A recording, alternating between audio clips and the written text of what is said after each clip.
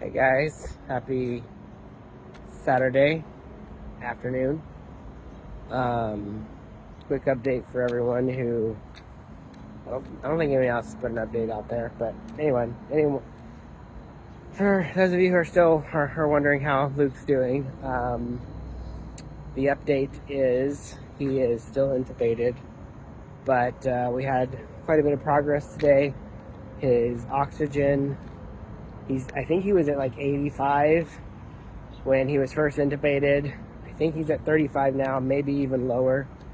And then his peep score, whatever that means, was at 7. It was at 6 earlier. It might even be 5 now. All those are just terms, have to do with how he's doing on his own versus being supported by machines. And he's trending well. He also started his feeds, albeit low.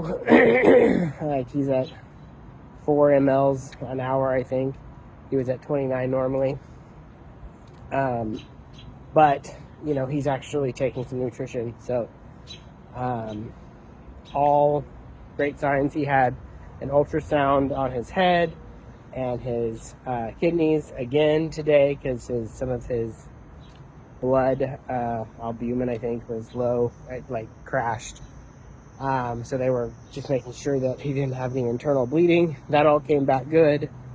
I'm pretty sure that was just due to the chemo because he normally would have his levels drop right now. He's at that point. So ultimately, everything is looking really well, really good. We are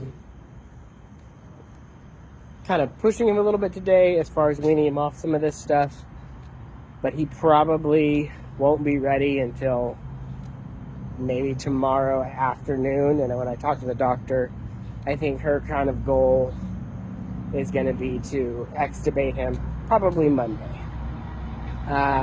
Could happen tomorrow, but I don't think she's going to push it.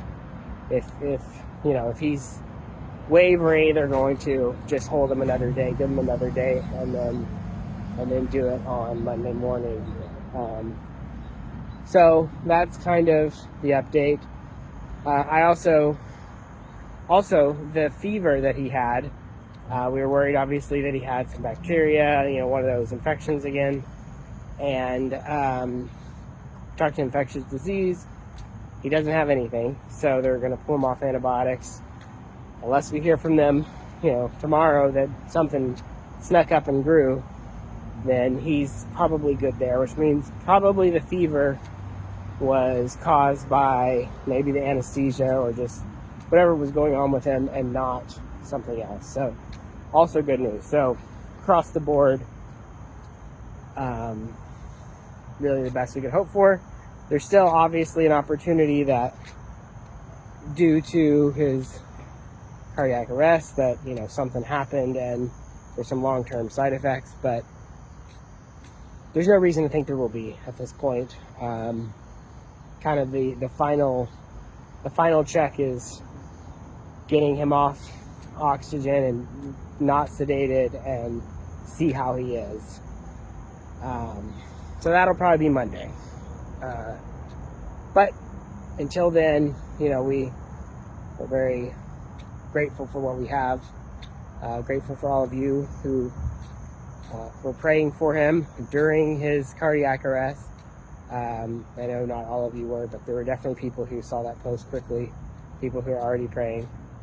I found out today he was in cardiac arrest for 25 minutes. For 20 minutes, they were doing chest compressions. They had oxygen on him, but he wasn't independently, able to live. So that's a long time.